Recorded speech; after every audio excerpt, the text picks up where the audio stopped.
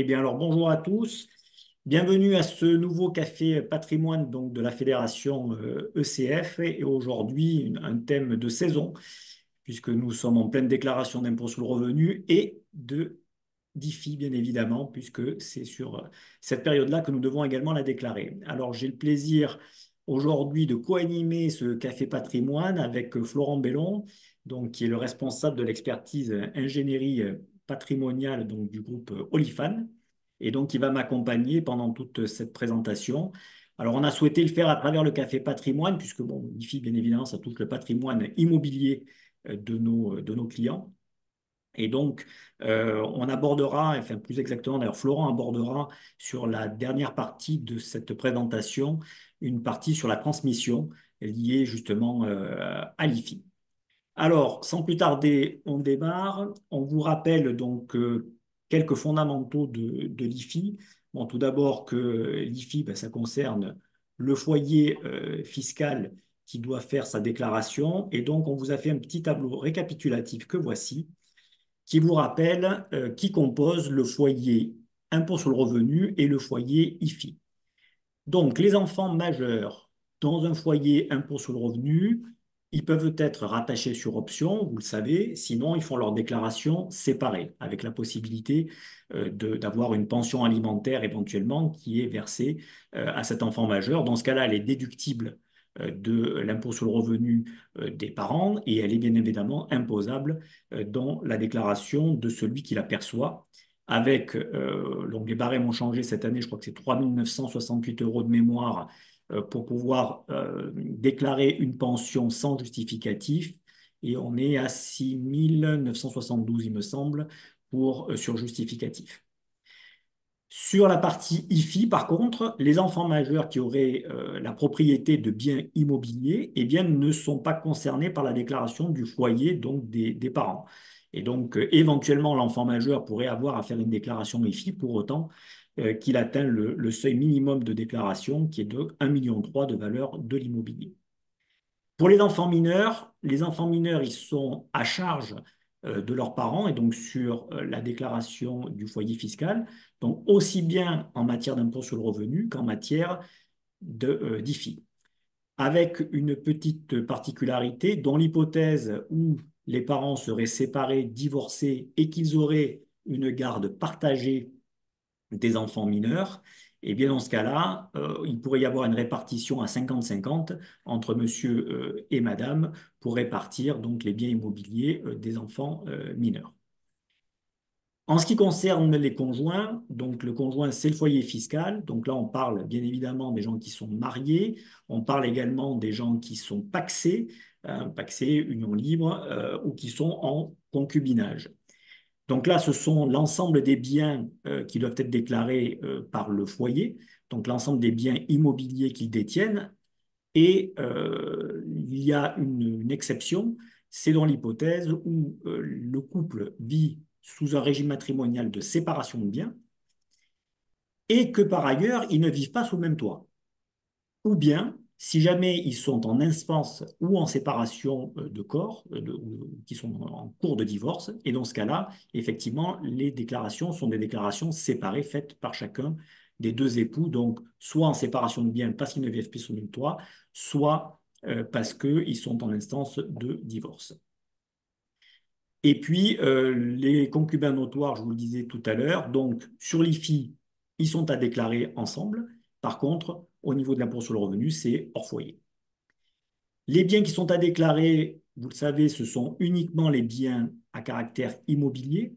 Donc, on va rappeler qu'il s'agit des immeubles bâtis, des immeubles en cours de construction. Donc, si jamais vous avez un immeuble, par exemple, qui est en VFA et qui est avancé à hauteur à peu près de 50%, eh bien, c'est 50% de la valeur qu'il faut déclarer. Vous devez déclarer également les terrains à bâtir. Vous devez déclarer les immeubles qui sont éventuellement classés monuments historiques. Et je crois que j'ai à peu près fait le tour de la partie, on va dire, immeuble. Ensuite, il y a, bien évidemment, hop, là, je suis allé peut-être un petit peu vite, donc voilà, on peut les mettre ici. Il y a bien évidemment les parts de société qui elles-mêmes détiennent des immeubles, et donc là, il y aura une particularité de calcul, on va y revenir. Donc, le fait générateur de la déclaration, elle est au 1er janvier 2024. Le seuil d'imposition, c'est 1,3 million. Mais on le verra après sur le barème, si jamais vous êtes à 1,3 million, en réalité, vous avez déjà une taxation, puisque la grille d'imposition démarre en dessous de ce 1,3 million avec un taux à 0,50. Et ensuite, au-delà d'1,3 million, on a des taux différents, donc qu'on vous montrera tout à l'heure, mais qui n'ont pas changé par rapport à ceux de l'année dernière. Les actifs taxables, dont je vous le disais, tous les biens immobiliers et les droits, donc y compris donc, des biens immobiliers dans le crédit bail, qui pourraient être aussi détenus directement ou indirectement. Et c'est là qu'il y a la particularité des biens donc, détenus indirectement, notamment si vous les avez dans une société. Alors ça peut être une société commerciale ou ça peut être une société civile. Dans ce cas-là, il faut déterminer la valeur des parts, mais uniquement à la quote-part d'immobilier qui valorise ses parts. Donc, on va devoir déterminer un coefficient de l'immobilier. Donc, vous allez faire votre calcul de valeur de part de société, donc en faisant par exemple un actif net, éventuellement avec une revalorisation de l'immobilier, si cet immobilier est ancien et mérite d'avoir une revalorisation. Et par ailleurs, vous allez devoir calculer le coefficient immobilier qui va être de déterminer le ratio suivant. Au numérateur, nous allons avoir la valeur des biens immobiliers et au dénominateur, la totalité de l'actif de la société. Ça déterminera donc votre coefficient. À partir de là, vous appliquerez ce coefficient à la valeur des parts ou des actions que vous avez déterminées. Petite difficulté, si jamais vous avez des détentions en cascade et que donc vous avez par exemple une SAS patrimoniale qui elle-même détient des titres d'une autre société qui elle-même détient des titres d'une autre société et que dans chacune de ces trois sociétés, j'ai des biens immobiliers, il faut commencer par le rang le plus bas et commencer à faire le calcul du coefficient immobilier, déterminer la quote-part de valeur immobilière des parts de la société qui est le plus en bas. Ensuite, de dire ben, finalement, c'est cette valeur-là que je retiens dans la participation qui est dans la société juste au-dessus. Je recalcule le coefficient immobilier de ce deuxième niveau, ce qui me permet de déterminer la quote-part de valeur immobilière des parts de cette société que je remonte dans le troisième niveau dans mon exemple. Donc voilà, vous faites ça avec un joli tableau Excel. C'est pas très compliqué, c'est juste qu'il faut bien le suivre et partir du bas pour arriver jusque, on va dire, à la tête de groupe.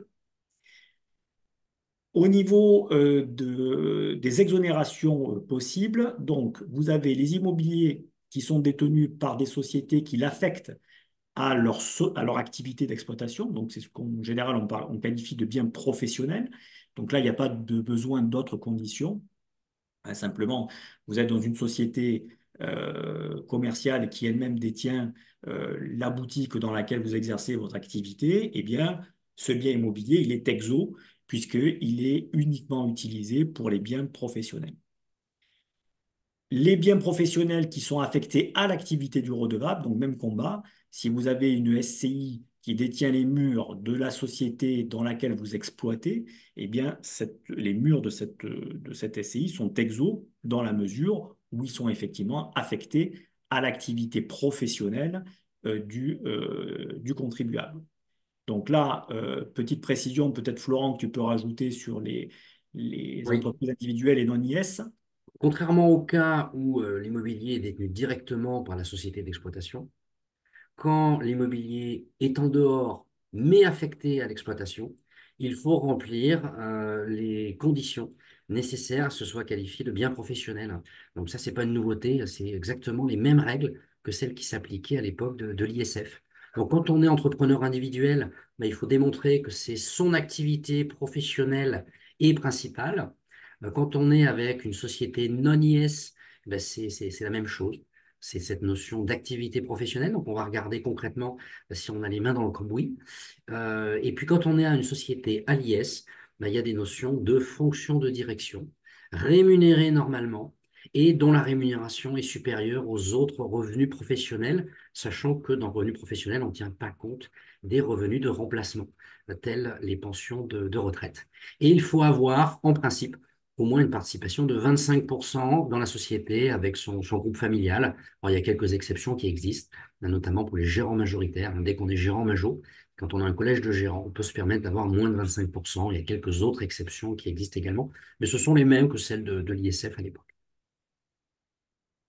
Très bien. Autre exonération possible, donc c'est si jamais le contribuable détient des parts d'une société qui détient un immeuble et que cet immeuble n'est pas affecté forcément à son activité professionnelle. Donc normalement, il devrait le déclarer, sauf si son pourcentage de détention dans le capital de cette société est inférieur à 10%. Dans ce cas-là, la société est exclue parce que le taux de détention est inférieur à 10%. Voilà, on est censé pas être au courant, on est un actionnaire minoritaire, il y a des immeubles de placement qui se baladent dans la société. On a cette permissivité légale. Alors, avant d'aborder aussi la location meublée, puisque c'est un cas un peu particulier, oui, je vais revenir sur la diapo juste d'avant. Rappelez également que dans le cadre de la résidence principale, donc vous savez que vous pouvez bénéficier d'un abattement légal de 30%, donc sur la valorisation du bien immobilier. Les biens immobiliers étant bien évidemment retenus à leur valeur vénale, donc la valeur de marché au 1er janvier 2024, mais la résidence principale bénéficie d'un abattement de 30%. Sauf si jamais cette résidence principale est détenue par une SCI, donc SCI dont vous êtes associé, qui détient la résidence principale que vous occupez. Dans ce cas-là, l'abattement de 30% n'est pas prévu par la loi. Il est possible d'utiliser un abattement pour occupation, donc là, il faudra, en fonction aussi du marché, de pouvoir légitimer le bien fondé d'un abattement qui peut être de 5, 10, 15, voire 20% maximum d'abattement sur la valeur de l'immeuble, et ça en fonction de la catégorie du bien que vous avez et telle que l'on pourrait la trouver sur le marché. Autre particularité aussi qui rejoint un peu les exonérations, ce sont les contribuables qui ont aujourd'hui donc leur résidence bien sûr en France, qui sont des résidents fiscaux français, mais qui dans les 5 années précédentes vivaient à l'étranger. Dans ce cas-là, ils doivent déclarer uniquement les biens immobiliers détenus en France et non pas les biens immobiliers dont ils seraient propriétaires à l'étranger. Et cette particularité vaut encore pendant 5 ans une fois qu'ils sont revenus en France. Donc, je suis en France à partir du 1er janvier 2024. Si dans les 5 années précédentes, je vivais au Portugal et que j'avais un bien immobilier au Portugal, ce bien n'est pas à déclarer. Je ne dois déclarer que mon bien en France. Et ça sera valable jusqu'en 2029. Par contre, si je suis un contribuable français qui a toujours vécu en France et que j'ai des biens immobiliers à l'étranger, eh bien l'immobilier à l'étranger doit être également déclaré puisqu'il fait partie de mon patrimoine immobilier de résident fiscal français. Alors, une particularité sur la location meublée, donc c'est un tableau que Florent a établi et qu'il va vous commenter, puisque en fonction de la situation dans laquelle on exerce cette activité de loueur en meublé, eh bien, on peut ou pas être exonéré de déclarer le bien immobilier dans le cadre de l'IFI. Florent, je te laisse la main. Voilà, comme pour la qualification de bien professionnel, les modalités, la forme sous laquelle vous exercez cette activité de location meublée, va avoir une incidence directe sur les critères à remplir. Donc les critères qui sont un petit peu particuliers, c'est les critères quand on est en entreprise individuelle, où on a cette notion de recettes qui représentent plus de 23 000 euros à l'année. Et donc ces recettes sont calculées au niveau de l'ensemble du foyer fiscal IFI et pas uniquement du loueur personne physique. Donc ça, c'est une constance. C'était déjà demandé à l'époque de l'ISF, ça l'est toujours à l'IFI. Il y avait également une deuxième condition qui était déjà demandée à l'époque de l'ISF, c'était le fait d'avoir un résultat BIC qui soit supérieur à 50% des autres revenus professionnels et on ne tient pas compte des pensions de retraite à l'IFI. Pour savoir si je suis LMP, LMNP, on tient compte des pensions de retraite à l'impôt sur le revenu, mais à l'IFI, non. Donc attention, c'est pas parce que votre client est LMP à l'impôt sur le revenu qu'il remplit forcément les conditions d'exonération à l'IFI. Il y a même souvent de nombreux cas, vous allez le voir, où on ne le remplit pas. Donc là-dessus, c'est assez clair.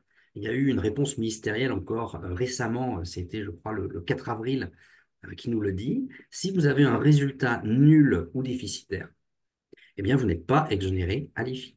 Il faut donc avoir un résultat positif, ce qui est rarement le cas quand on a des loueurs en meublé. Alors des fois, on Effe- peut faire un Effectivement, peu... Florent, là, je te fais justement le focus sur ce que tu viens de dire sur la partie donc loueur en meublé professionnel et qui aurait effectivement un déficit. Donc, c'est une réponse très récente ministérielle qui date du 9 avril, pour être tout à fait précis. Et donc, je vais vous lire la question puisque je l'ai relevée. Donc, la question, un député évoque le cas des loueurs meublés professionnels ne réalisant pas de bénéfices imposables. Il demande en substance si dans l'hypothèse où il s'agit de l'unique activité professionnelle du foyer fiscal, la condition selon laquelle les membres du foyer retirent de cette activité plus de 50% des revenus professionnels peut être réputée atteinte. L'absence totale d'autres revenus catégoriels entraîne de facto la réalisation de la condition des 50% de revenus. La réponse du ministre, donc, qui est une réponse donc négative, et qui dit: seuls les locaux loués qui sont source de revenus pour le foyer et non de déficit sont éligibles au régime des actifs professionnels. Par conséquent, les locaux d'habitation loués, meublés ou destinés à être loués meublés qui dégagent un résultat déficitaire ne peuvent ouvrir droit pour leurs propriétaires à l'exonération des actifs professionnels prévus à l'article 975 du CGI. Et donc ça, c'est une réponse Vidal du 9 avril 2024. Voilà, et à l'ISF, on avait une réponse ministérielle qui allait dans le même sens. Et on a eu en fin d'année une cour de cassation qui a validé cette position pour l'ISF et qui est transposable également pour l'IFI, puisque c'est rédigé dans les mêmes termes. Et Les conditions que tu évoquais dans l'entreprise individuelle sont bien évidemment cumulatives, Florent, hein. oui, oui, oui. Dans mon tableau, à chaque fois que je mets oui, oui, oui, donc quand il y en a trois, c'est trois critères qu'il faut remplir cumulativement.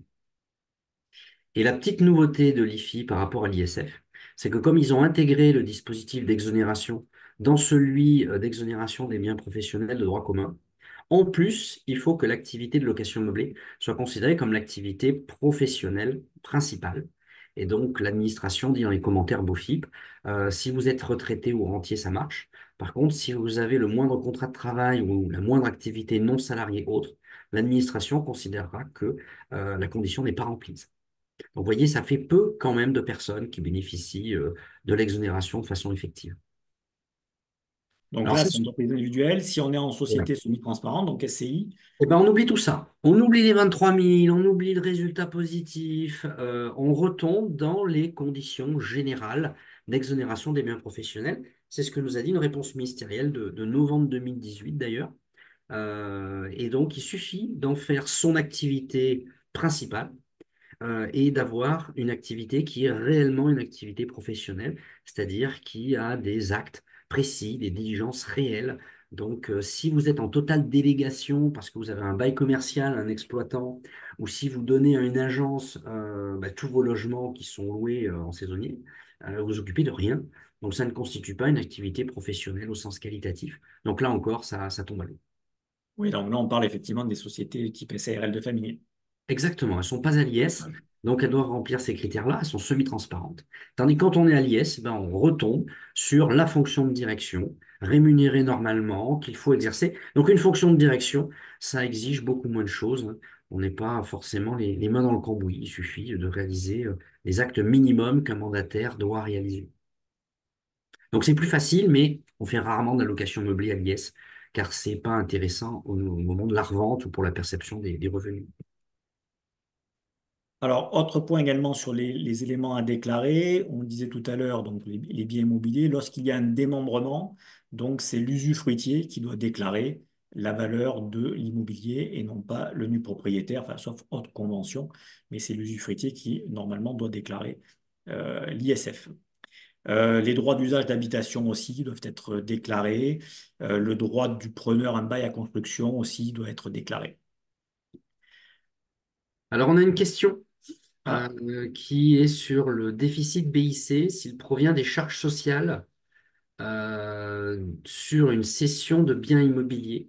L'exonération est-elle impossible? Ben, ce qui est retenu par l'administration, c'est le résultat BIC Et donc, si ces cotisations sociales sont déduites et me mettent en BIC négatif, il n'existe pas en tout cas de tempérament. Le seul tempérament qui peut exister, c'est éventuellement sur les reports, article 39C, euh, mais pas sur les cotisations sociales. On poursuit avec d'autres exonérations, donc les foncières donc côté, les actifs immobiliers acquis avant 2018 au moyen d'une indemnité perçue pour un préjudice corporel ou moral, donc ça c'est quand même très particulier. Les actifs taxables au sein des contrats d'assurance, donc d'assurance vie non rachetables par nature. Par contre, lorsque vous avez un contrat d'assurance vie et que vous avez la valeur de rachat et que vous pouvez racheter et qu'à l'intérieur il y a de l'immobilier, ça se déclare, bien évidemment. Donc là, on parle de contrats pour lesquels il n'y a pas de qualité rachetable. Voilà, Donc, le contrat non rachetable type, c'est le PER, hein, le contrat retraite, dont on ne peut pas sortir avant l'âge légal. Ben, si vous investissez dans l'immobilier à l'intérieur, il ne sera pas à l'IFI. Par contre, dès que vous arrivez à l'âge légal, hein, une récente réponse ministérielle nous a dit que vous êtes en capacité de le racheter, et là, votre PER devient rachetable, donc on doit tenir compte de la quote-part immobilière.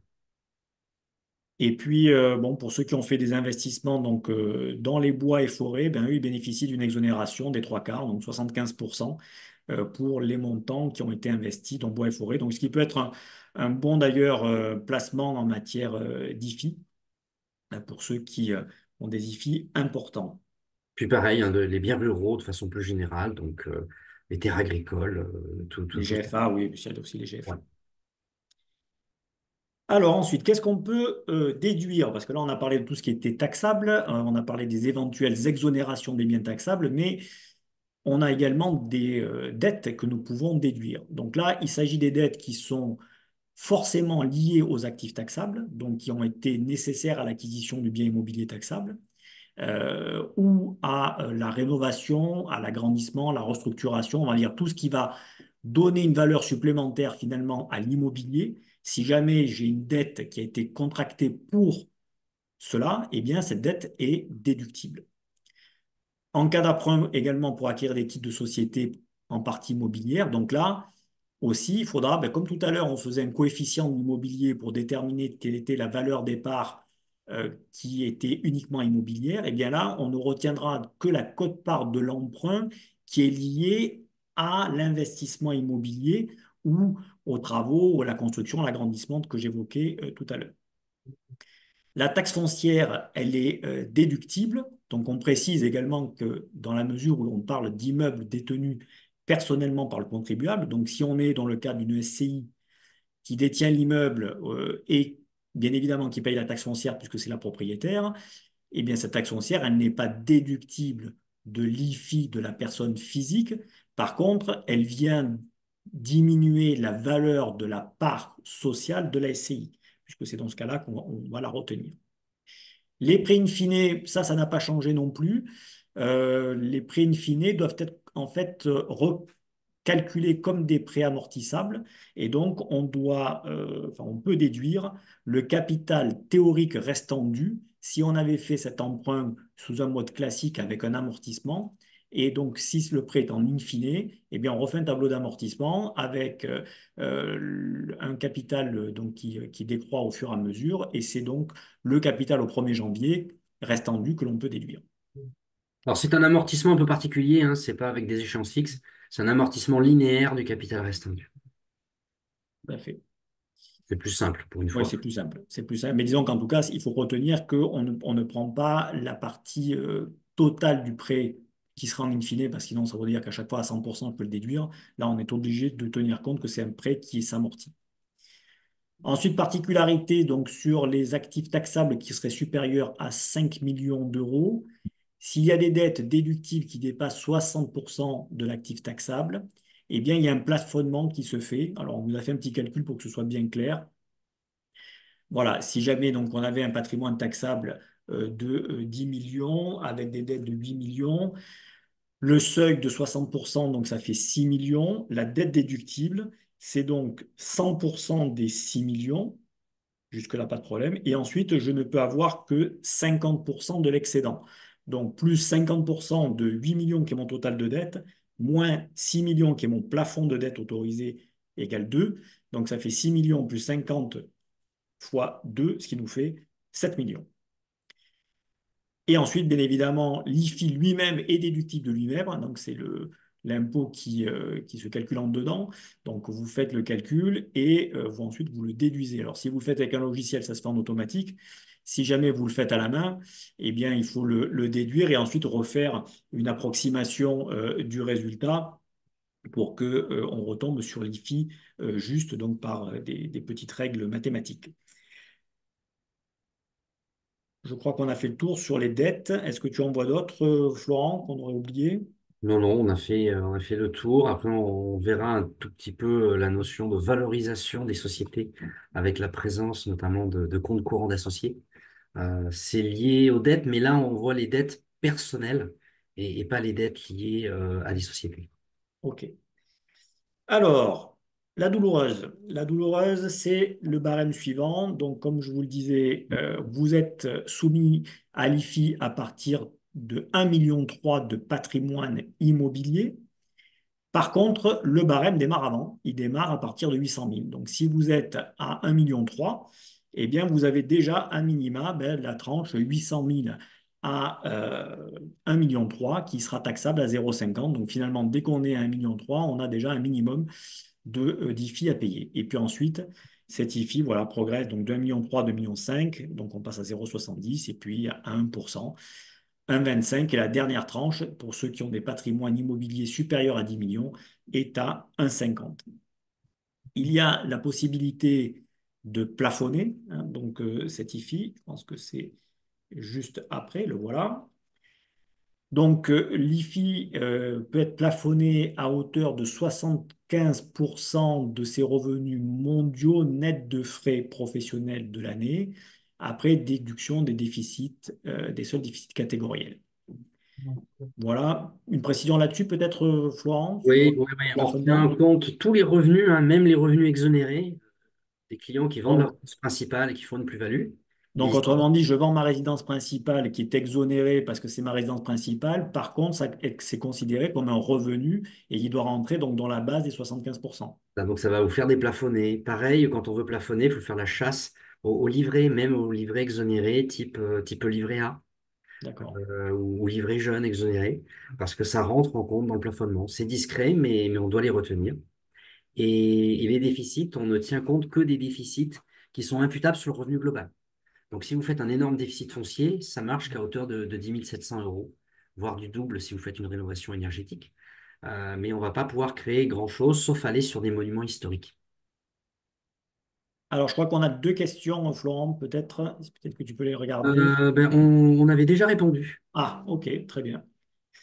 Et un dernier point sur la partie cashbox, pour que ce soit un peu clair pour tout le monde. C'est ça, c'était, je pense, en 2016-2017, on avait eu un dispositif qui venait à limiter les stratégies de plafonnement. Vous voyez, les personnes, par exemple, qui ont des portefeuilles de titres avec des titres qui versent de gros dividendes, eh bien, s'ils mettaient ce portefeuille titre dans une société patrimoniale à l'impôt sur les sociétés, s'ils ne se distribuent pas le résultat, ben, les dividendes restent dans la société à l'IS.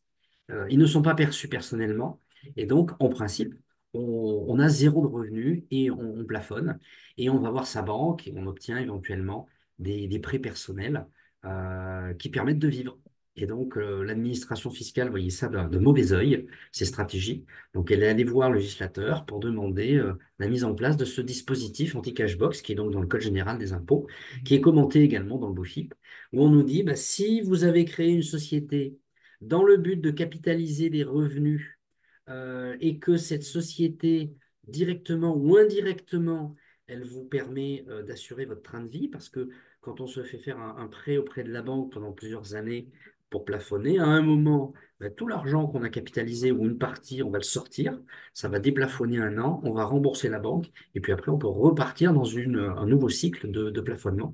Donc voilà, si on a une situation caricaturale où on a encapsulé des revenus distribués pour plafonner, ben, l'administration, avec ce dispositif, est en droit de dire, certes, vous n'êtes pas distribué, mais moi, je vais considérer que les distributions qui ont été encaissées par cette société dite Cashbox, eh bien, je fais comme si vous les aviez reçues personnellement et je vais calculer votre plafonnement en retenant ses revenus et donc le plafonnement ne marchera plus.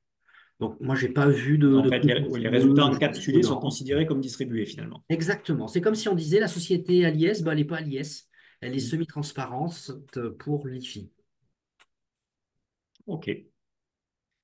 Eh bien, écoute, tu vas continuer puisque on finit avec cette dernière partie sur IFI et transmission. Alors, j'ai pas ma montre. On est dans les clous, on est à 14h04, donc écoute, on a encore 10 minutes.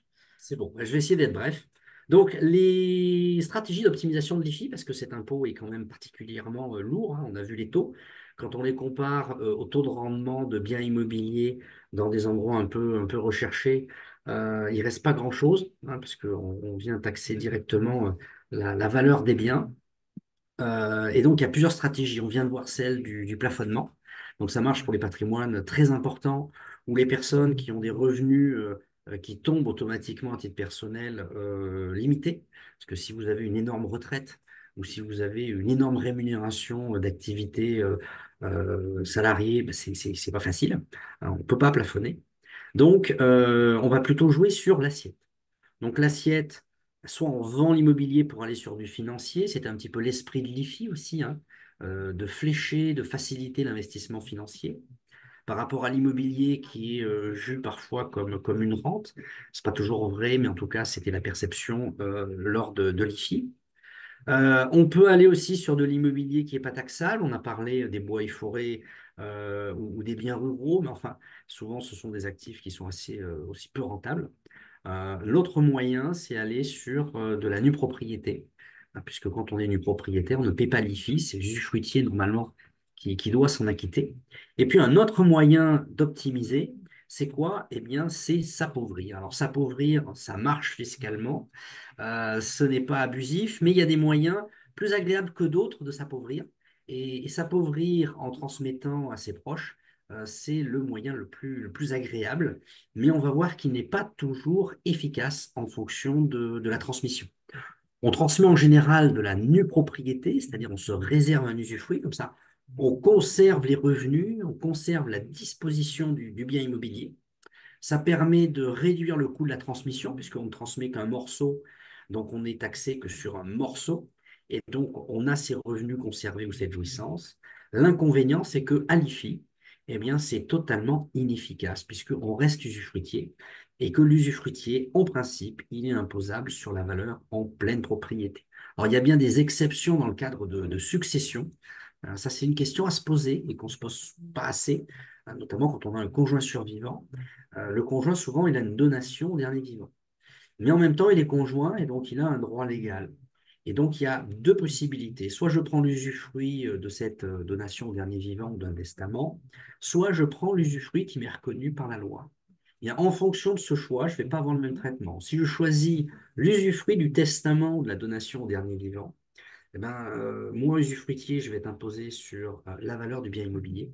En revanche, si dans l'acte du notaire, dans la déclaration de succession, je revendique seulement l'usufruit légal, alors il ne se calcule pas de la même manière, hein, donc il faut voir un peu au cas par cas. Mais si je choisis cet usufruit légal, eh bien, moi, en tant qu'usufruitier, je ne devais devoir déclarer que la valeur de mon usufruit. Donc ça, c'est plutôt pas mal. Ça peut, dans certains cas, permettre d'être exonéré d'IFI. euh, et le nu propriétaire, peut-être, n'est pas redevable de l'IFI non plus. Donc, on va vers quoi? On va plutôt vers une transmission de l'usufruit ou de la pleine propriété pour améliorer l'IFI. Donc, ça marche simplement. Si je transfère l'usufruit à mes enfants, ben, je me prive des revenus. Et donc, en termes de transmission, à terme, ben, je n'ai pas transmis le bien immobilier, puisque l'usufruit prendra fin, je suis resté nu propriétaire. À la fin de l'usufruit, je redeviendrai plein propriétaire. Donc, en termes de transmission et de succession, je n'ai pas beaucoup amélioré les choses. Donc, je peux aller plus loin. Si je ne veux pas me réserver les fruits, je vais donner carrément la pleine propriété du bien immobilier à mes enfants. L'inconvénient, c'est que non seulement je perds les revenus, mais en plus, ben, ça va coûter plus cher en termes de droits de donation. Donc l'alternative à tout ça, c'est le recours à une société. Comme très souvent, quand j'arrive pas à faire les choses en direct, la société ou le démembrement ou la combinaison des deux apporte des solutions souvent intéressantes. Donc, ce que je peux faire, c'est créer une société qui, en général, va être à l'IS, puisqu'on le sait, les revenus fonciers sont très fortement maltraités par la fiscalité française. Et je vais financer cette société à l'IS d'une façon particulière. Je ne vais pas avoir un capital fort, je vais avoir un capital très faible. Et elle va être alimentée par un compte courant d'associés. Donc, je vais avoir une société dont la valeur va être limitée. Je vais donner la nue propriété des titres à mes enfants. Donc, vous voyez, en matière de transmission, eh bien, si je décède, les enfants vont devenir plein propriétaires de la société civile. Je conserve des revenus. Comment? Puisque je reste titulaire en pleine propriété du compte courant d'associé. Donc, je vais pouvoir me faire rembourser ce compte courant d'associé au fur et à mesure que la société va percevoir des revenus, sans me poser la question d'est-ce qu'il y a un résultat comptable, est-ce qu'il est distribuable ou pas. Et en plus, je ne vais pas être taxé en revenu foncier. Donc, je vais avoir un flux de revenus qui va être totalement net d'impôt. Donc, vous voyez, ça a de nombreux avantages. La seule question qui existe, c'est que à l'IFI, il existe un dispositif pour limiter la déductibilité des comptes courants d'associés pour valoriser les parts à l'IFI. L'article nous dit, c'est non déductible, sauf à justifier un intérêt non fiscal d'avoir ce compte courant d'associé. Donc, on n'a pas eu beaucoup de commentaires administratifs depuis 2018. On a eu juste le fait de dire que si vous avez un CCA qui a été constaté avant 2018, il n'a pas pu être réalisé dans un vue d'optimisation puisque les règles n'existaient pas, elles n'étaient pas connues. Mais si vous avez des comptes courants qui sont postérieurs à 2018, vous avez tout à fait la possibilité de justifier le fait que ce compte courant n'est pas là pour diminuer votre assiette IFI, mais pour répondre à d'autres objectifs. Et c'est la seule possibilité pour avoir une source de revenus régulière, quel que soit le résultat comptable. On a eu une année qui est passée avec des SCPI parfois qui ont eu de très mauvaises performances, notamment les SCPI bancaires. Comptablement, quand il y a eu dépréciation, on passait une provision pour dépréciation. Sans compter les frais d'acquisition que vous pouvez passer en charge. Bah, si vous avez un résultat qui est négatif, si vous avez tout mis en capital, vous ne pouvez pas vous distribuer le résultat. Le compte courant va vous permettre cela. Donc, en fait, Il du peut même remboursement être, de compte courant. voilà, il peut même être rémunéré pour vous assurer une rémunération garantie. Donc aujourd'hui, on n'a pas de retour de jurisprudence, on n'a pas de retour de contentieux particulier, mais voilà, on peut tout à fait accompagner les clients avec un argumentaire où on met en avant le fait qu'on a des choses à faire valoir. Donc ce n'est pas une garantie tout risque, mais on a réellement des billes pour valoriser les sociétés civiles en déduisant le compte courant d'associés. Et nous, on préconise aussi, quand on va dans cette optique, de prévoir un préambule dans les statuts pour expliquer le pourquoi du comment on fait cette SCI et pourquoi elle est financée principalement par compte courant. Ça a une date certaine et donc ça a un certain poids, plus que si on avait fait un argumentaire suite à une demande de l'administration. Voilà, donc il n'y a pas de certitude, mais on a quand même des billes à avancer pour avoir gain de cause. Ça, c'est tout ce que tu Donc là, viens de... exactement, c'est ce que je viens d'indiquer, c'est l'argumentaire. Alors, il y a une deuxième alternative. Si vous dites, oulala, mon client ne veut pas aller là-dedans, il a peut-être des valeurs de ses autres biens IFI qui ne sont pas totalement exactes. Donc, on va éviter d'ouvrir le dossier et d'attirer l'attention. Ben, un autre moyen, c'est se dire, bah, finalement, je vais peut-être donner la pleine propriété des titres de cette société à mes enfants. Et du coup, même si je ne déduis pas, j'ai plus de problème de déduction pour moi du compte courant d'associé, puisque c'est plus celui du redevable de l'IFI. Le redevable de l'IFI, c'est devenu mes enfants, puisqu'ils sont associés plein propriétaires de la société civile. Moi, j'ai gardé juste une petite participation. Et j'ai gardé le compte courant. Donc, je me fais rembourser le compte courant. Tant que le compte courant est suffisant à mes besoins budgétaires, il n'y a pas de problème. Après, la question, elle se pose sur la déductibilité de ce compte courant pour l'IFI de mes enfants s'ils sont redevables à l'IFI. Et là, ben, l'administration, en tout cas le texte de loi plutôt, nous dit si les conditions du prêt entre la personne membre de la famille et la SCI sont considérées comme normales, eh bien ce compte courant est tout à fait déductible. Donc là, on a un compte courant qui va être déductible pour valoriser les parts pour l'IFI potentiel des enfants. Entre une personne physique et une société, j'aurais tendance à dire que il faut notamment que ce compte courant soit rémunéré.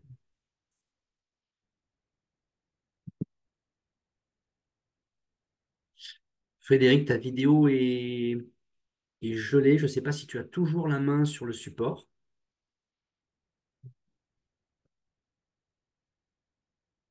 Est-ce que tu es toujours avec nous? Je peux éventuellement prendre la main sur le partage s'il y a le moindre incident technique. C'est peut-être que je vais faire.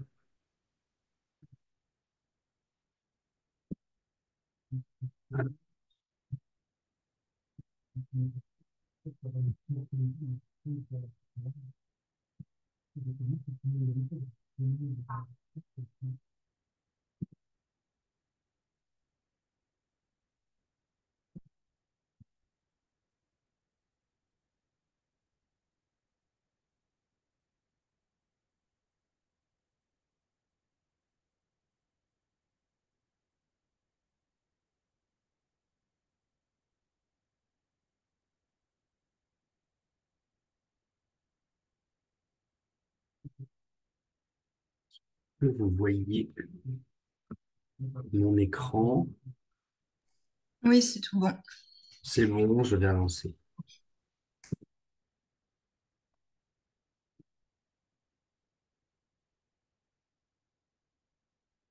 Et la deuxième alternative, c'est la suivante, où on peut être déjà propriétaire d'un bien immobilier. On peut avoir déjà transmis la nue propriété aux enfants ou bien envisager de le faire. Eh bien, qu'est-ce qu'on fait? Une fois qu'on a donné la nue propriété aux enfants et qu'on s'est réservé un usufruit viager, c'est-à-dire un usufruit pour son espérance de vie, pour la durée en tout cas de sa vie, et peut-être même celle de son conjoint survivant, si on veut également le protéger, eh bien, cet usufruit qu'on s'est conservé, on peut l'apporter ou le vendre à une société, et notamment à une société à l'IS, hein, si on a des biens qui sont locatifs et qui génèrent des revenus qui pourraient être imposés en revenus fonciers fortement taxables. Alors, qu'est-ce qui se passe dans cette situation-là? Ben, les enfants ou d'autres proches sont nus propriétaires et n'ont rien à déclarer à l'IFI. Et l'usufruit, il a été mis dans une société dont je suis le propriétaire, l'associé en pleine propriété. Eh bien, à mon IFI, je vais déclarer la valeur des parts de la société. Et cette société ne détenant que l'usufruit, elle ne sera taxable que sur la valeur de cet usufruit-là. Donc, c'est un autre moyen, vous voyez, de réaliser une transmission. J'ai donné la nue propriété des actifs à mes enfants ou bien la nue propriété de parts de société civile immobilière. Et l'usufruit que je me suis réservé, je le mets en société. Et le fait de le mettre en société va faire qu'au lieu d'être imposé sur la pleine propriété de l'immeuble ou de ma société civile, je ne serai imposé que sur la quote-part usufruit. Donc, en termes de coût de transmission, bah, j'ai transmis un immeuble ou j'ai transmis une société qui était désendettée, donc ça peut coûter un petit peu cher. Mais je reste usufruitier, donc je garde un certain contrôle sur la structure. Je suis usufruitier, je garde un contrôle sur les revenus. Et en plus, si j'ai mis ça dans une société à l'IS, j'ai une fiscalité qui est favorable. Et en termes d'IFI, eh bien, je vais avoir une taxation que sur l'usufruit. Et en plus, l'usufruit, avec le temps qui passe, a une valeur qui diminue de plus en plus. Donc ça, c'est encore une autre alternative en termes de transmission qui a une efficacité IFI. La seule chose, c'est qu'il ne faut pas que ça soit quelque chose de trop caricatural. Ça pourrait devenir abusif. Et donc, par exemple, si je faisais une société qui n'était que détentrice d'usufruit, et si je n'avais pas donné la nue propriété à mes enfants, mais si je m'étais réservé la nue propriété à titre personnel, vous voyez, là, ce serait abusif. Parce que finalement, j'ai tout conservé, je ne l'ai pas transmis.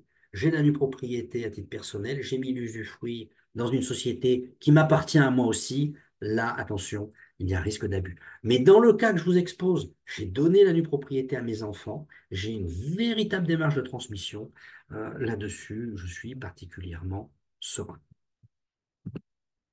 Et donc, si on veut finir avec un comparatif de ces différentes stratégies, eh bien, vous voyez, vous avez donc les trois stratégies. Donc, j'ai essayé de les analyser avec le coût de la transmission. C'est vrai que dès que vous avez des sociétés qui sont endettées, vous allez pouvoir diminuer fortement leur valeur, même si parfois on ne peut pas se limiter à l'actif net taxable quand j'ai des résultats comptables importants à projeter. Mais en tout cas, je vais avoir un coût qui va être très, très, très limité puisque la valeur est limitée. La conservation du résultat, bah, pour ça, il va falloir que j'ai de l'usufruit. Donc ça, je vais donner que de la nue propriété aux enfants, soit sur l'actif, soit sur l'épargne. Et puis, je vais avoir un effet ici qui va être, vous voyez, assez différent. Si je garde l'usufruit de la société civile, ben, je vais réduire mon IFI grâce au compte courant d'associé qui diminue la valeur de la société civile. Si j'ai carrément donné la pleine propriété de la société civile à mes enfants, ben, je vais plus avoir trop de soucis à titre personnel. C'est juste vis-à-vis des enfants. Il faudra que je me pose la question, est-ce que le compte courant est dans des conditions normales et sera déductible oui ou non?